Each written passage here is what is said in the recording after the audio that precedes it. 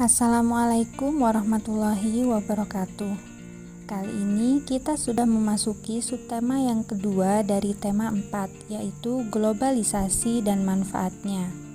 Pada kesempatan kali ini kita akan mulai dari pembelajaran 1. Kita telah mengetahui pengaruh globalisasi yang terjadi di sekitar kita. Tapi tahukah kamu apa manfaat globalisasi? Coba kalian amati foto tersebut. Pada foto tersebut nampak Menteri Luar Negeri Retno Marsudi menjadi pembicara dalam pertemuan tingkat menteri negara-negara Forum Kerjasama Ekonomi Asia Pasifik atau APEC di Manila, Filipina pada tanggal 17 November 2015. Kita bisa mengetahui Indonesia terlibat kerjasama ekonomi Asia Pasifik yang diwakili oleh Menteri Retno Marsudi merupakan salah satu pengaruh adanya globalisasi. Dengan adanya globalisasi, kita dapat mengakses informasi dari dalam negeri maupun dari luar negeri dengan cepat. Karena globalisasi juga, Indonesia dengan mudah melakukan berbagai kerjasama dengan negara lain. Coba kalian perhatikan gambar tersebut. Sebanyak 21 kepala negara dari Asia Pasifik hadir di forum APEC, termasuk Presiden Amerika Serikat, Presiden Tiongkok, Presiden Rusia, dan Perdana Menteri Jepang. Forum ini juga dihadiri hampir 500 orang pemimpin perusahaan besar di dunia.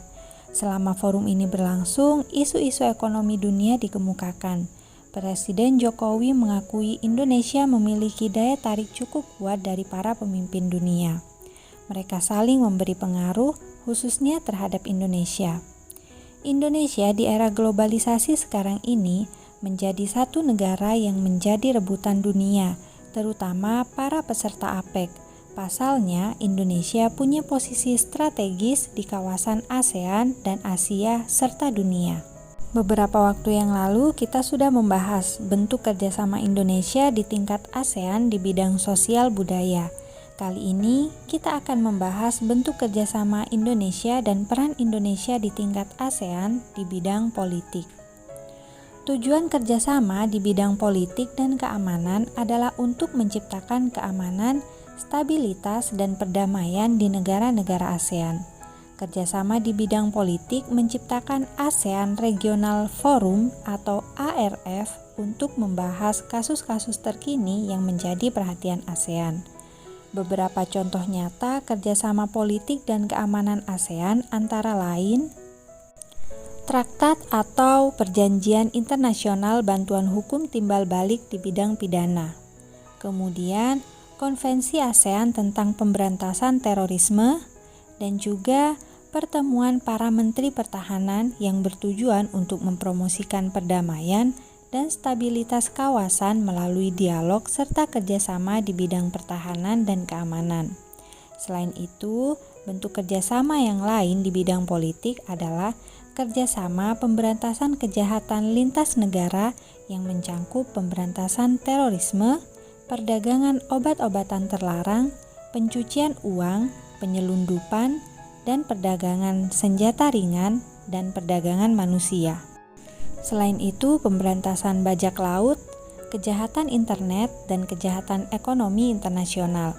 Adapun peran yang dilakukan Indonesia dalam ASEAN di bidang politik, antara lain, Indonesia berperan dalam meningkatkan demokrasi sebagai panduan kehidupan bernegara di lingkungan ASEAN.